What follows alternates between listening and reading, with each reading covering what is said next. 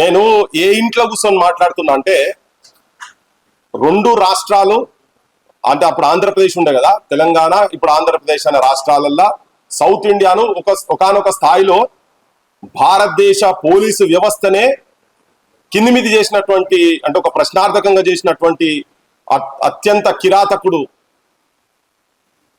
మన దగ్గర ఉండే భువనగిరిలో పుట్టినటువంటి నయీం. తెలుసు కదా అందరికి ఎంత కిరాతకంగా చంపేదు ఒక్కొక్కరిని. అగో తన నయీం అనేటోడు మా పెద్దమ్మని తీసుకొని పోయి తన ఆస్తిలల్లా ఏదో సంతకాలు కావాలని తీసుకొని పోయి దాదాపు నేను అనుకుంటా కొన్ని రోజులు తనని ఇంటికాడ పెట్టుకొని బెదిరిస్తే, నేను చంపుతా అంటే సంపబిడ్డ, నా దగ్గర ఏం లేదు, నేను న్యాయం ఉన్నా ధర్మంగా ఉన్నా, నా ఆస్తులన్నీ బహిరంగంగానే ఉన్నాయి, నేను ధర్మంగా ఉన్నా, నా తప్పుంటే సంపబిడ్డ అని. లేదు పెద్ద మన చూడు, నువ్వు సంతకాలు పెట్టకపోతే నేను చంపుతా అని బెదిరిస్తే తన దగ్గర అట్లనే ఉండి లాస్ట్కి నయమే వదిలేసి నువ్వేం తప్పు చేయలేదు పో నిన్ను వదిలేస్తున్నా అని చెప్పని వదిలేసిపోయినటువంటి అంత ధైర్యశాలి. చాలా మంది మన సాకలైలమ్మ చూసినాం కదా. ఇప్పుడు బతికున్న తెలంగాణ సాకలైలమ్మ గురించి చెప్తున్నాను. నేను ఆ వీరనారి ఉన్నటువంటి ఇంట్లో మామూలు ఈశ్వరమ్మ అంటే ఏదో ఉట్టిగా ఏదో ఇట్లా వస్తుంది, ఏం తెలియని చదువురానేది అనుకోకండి. సంస్కారవంతంగా ఉన్నటువంటి వ్యక్తి, మంచి ధైర్యశాలి, ఉట్టిగా వ్యక్తి గురించి నేను మాట్లాడతలేను. సో అందుకని నయీం అటువంటోడు అంటే మనుషుల రోడ్ల మీద అంటే కొన్ని సందర్భాల చాలా మంది చదువుకున్న వాళ్ళు, ప్రొఫెసర్లు, పెద్ద పెద్ద పాలిటిషియన్లు ఆయన దగ్గర నుంచి చిన్న ఫోన్ పోతే ఇళ్ళకి వెళ్ళి బయటికి వెళ్ళలే.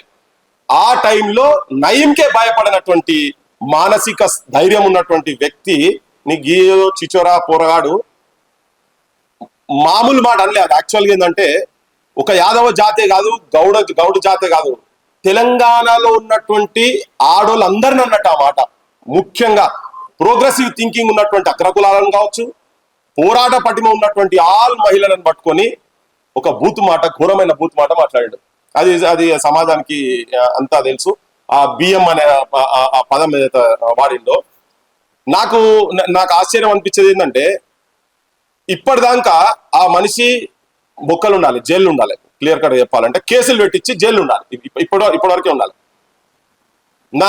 నా బాధ అంత ఏంటంటే, గట్టు మీద దొరోడు చెట్టు లెక్క నిల్సొని ఆలి నుండి తల్లి దాకా వాయు వరుస లేకుండా తిట్టుడేందిరో, మనల కుట్టుడేందిరో, దొరయేందిరో, దొర పీకుడేందిరో, దొరయేందిరో, దొర తనమేందిరో అనే సాహిత్యం పుట్టినటువంటి ఈ నేలల తెలంగాణ వచ్చిన తర్వాత భూస్వాముల చేతులలో ఉన్నది, దొరల గడిలను పటాపంచలు చేస్తా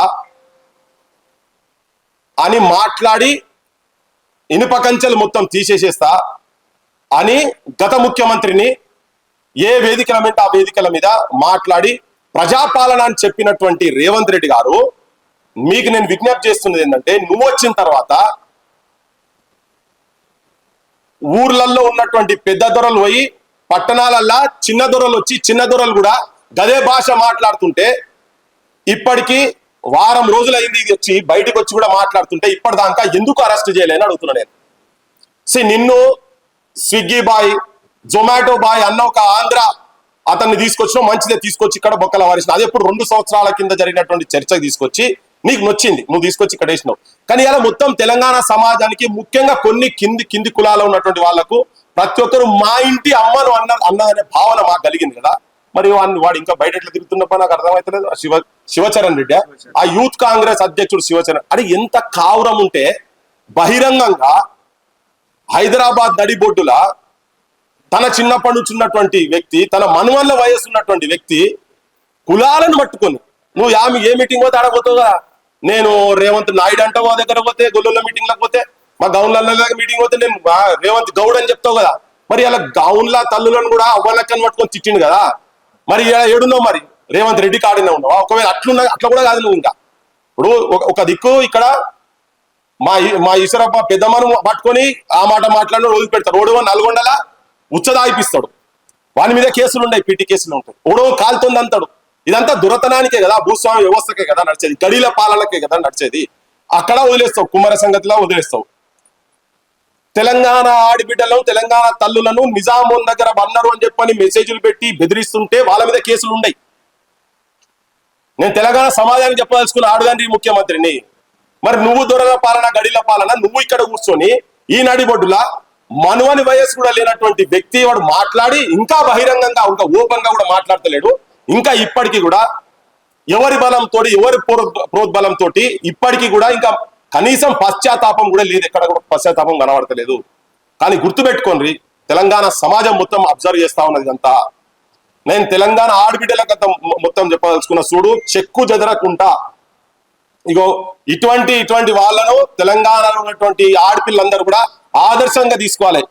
ఇంత ధైర్యంగా ఉన్నది కదా, ఇగో వీళ్ళందరినీ ఆదర్శంగా మగ పిల్లగాళ్ళకు కూడా చెప్తున్నాను, ఎక్కడ తల వంచొద్దు. నిజంగా ఎస్ తన ఎందుకు కాలేకపోయిందో తెలియదు.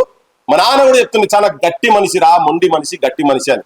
నేను నన్ను అట్లా మాట్లాడొద్దు అంటే, ఎమ్మెల్యేలు ఎంపీలు ఇటువంటి వాళ్ళు పార్లమెంట్లలో అసెంబ్లీలలో కూర్చుంటే ఒక వెంకటేశ్వర అందరూ చైనా చుట్టూ తిరుగుతుంటారు. ఇటువంటి వాళ్ళు ఆడ పోయి కూర్చుంటే ఇక్కడ కూర్చున్నారు చూడు, కమ్యూనిటీలో కూర్చొని తిరిగినటువంటి వాళ్ళు. వీళ్ళు కనుక నిజమైన సోయినటువంటి వాళ్ళకు మీరు ఆ గుర్తింపిస్తే ఒక చిన్నది నా దృష్టిలో అయితే అసలు పదవే కాదు అది. దాన్ని కూడా యాదగిరిగుట్ట కమిటీ మెంబర్ కూడా మీరు ఓడ్చుకోలేకపోతుంటే మీకు ధైర్యాలు చాలుతానేవా? ఈయన ఎప్పటి నుంచో ఇక్కడ కింది ప్రజల గురించి కొట్లాడుతుందిగా. చిరంజీవి భార్య గురించి ఎందుకు మాట్లాడలే? 30 ఏళ్ళ నుంచి నువ్వు జెండా మోసినట్టున్నావు, మరి ఏ జెండా మోసి వచ్చిన వాళ్ళు? ఆమెకి ఇస్తే ఆమెకేం మాట్లాడతలేవు. ఇంకా దాంట్లో చాలా సంబంధం లేనటువంటి వ్యక్తులు, బయట రాష్ట్రాలకు సంబంధించిన వ్యక్తులు ఉన్నారు కదా, వాళ్ళ మీద ఎందుకు మాట్లాడతలేవు? నువ్వు ఇంత పెద్ద పవర్ ఏందో మాకు తెలుస్తుంది. మరి ముఖ్యమంత్రి కూడా ఇప్పటిదాకా మాట్లాడలేకపోతుందంటే మరి శివచరణ్ రెడ్డి ఏమన్నా రాహుల్ గాంధీ జేబులు ఉన్నాడా, లేకపోతే సోనియా గాంధీ జేబులు ఉన్నాడా? ఆ పర్సులకి నువ్వు దాచుకొని ఉన్నాడా ఆయనే? వాళ్ళ గురించి నువ్వు నోట్లకి వెళ్ళి మాట్లాడు. ఆ కమిటీలలో ఉన్న వాళ్ళందరికీ నువ్వు తన చేసిన సేవకు, తనకున్న బ్యాక్గ్రౌండ్ కు ఆర్థికంగా కూడా ఏం తక్కువేం లేదు తన. ఇది కూడా చెప్తున్నా నేను, అన్ని దిక్కులు ఉన్నాయి. ఇవాళ రేపు రాజకీయాల పైసలు లేకుండా ఏముంటారు, అవన్నీ ఉన్నాయి తనకు.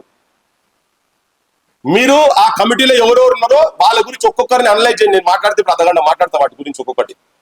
దేనికి ఇచ్చారు మరి ఆ కమిటీలో ఉన్న వాళ్ళందరికీ? పెద్ద కాంట్రాక్టర్లకు, ఆ ఫార్మాస్యూటికల్ కంపెనీలకు ఇచ్చారు కదా, వాళ్ళ మీద మాట్లాడే ధైర్యం చాలుతుంది కదా మీకు? అంటే ఉట్టిగా వచ్చింది అనుకుంటారా? మా ఈశ్వరమ్మ మా పెద్దమ్మ ఉట్టిగా వచ్చింది అనుకుంటారా? ఆమె నాకు పెద్దమ్మ కాదు, తెలంగాణకు పెద్దమ్మ. ఇప్పుడు చెప్తున్నా నేను, తెలంగాణకు పెద్దమ్మ. చూపిర్రి మరి ధైర్యశాలి ఇట్లా ఉన్నారా లేరు ఎవరన్నా? ఏ శివచరణ్ రెడ్డిని నేను క్షమాపణ కూడా కొడతానని వాడు ఇంటికి వచ్చి తన కాళ్ళ మీద తలబెట్టి తప్పైందని నిజంగా రియలైజ్ అయితే, మా ఊళ్ళో కూడా నేను బయట సంఘాలలో కూడా చెప్తున్నా, ఉట్టిగా మైకుల మీద చెప్పుడు కాదు, ఇంటికాడికి వచ్చి కాళ్ళు మొక్కి. ఎందుకంటే ఇంటికి ముఖ్యమంత్రులు కావాల్సిన వాళ్ళు, ముఖ్యమంత్రి అయిన వాళ్ళు కూడా ఇంటికి వచ్చి రాజకీయంగా సపోర్ట్ కావాలని అడిగిన వాళ్ళు ఇంటికి వచ్చి. ఇంకొకటి, తెలంగాణ సమాజంలో అందరికీ కూడా నేను విజ్ఞప్తి చేయదలుచుకున్నా, అన్ని కులాలకు విజ్ఞప్తి చేయదలుచుకున్నా, బానిసత్వం బంద్ చేయండి. వాళ్ళను మీరు ఓట్ల రూపకంగా ఇది గుర్తుపెట్టుకోండి. నేను గుర్తుపెట్టుకుంటున్నా, కుమ్మెర సంఘటన గుర్తుపెట్టుకుంటాం, ఉచ్చదాయిపించే సంఘటన గుర్తుపెట్టుకుందాం. ఇవాళ మన తెలంగాణ తల్లి అని ఉట్టిగా విగ్రహాలు పెట్టుకున్నది కాదు, ఏడలేదో చెప్పు. ఇప్పుడు ఈ రూపంలో తెలంగాణ తల్లి కనబడతలేదు, ఏమలేక నాకు అదే కనబడుతుంది. మరి ఇటువంటి వాళ్ళను అవమానపరుస్తుంది కదా,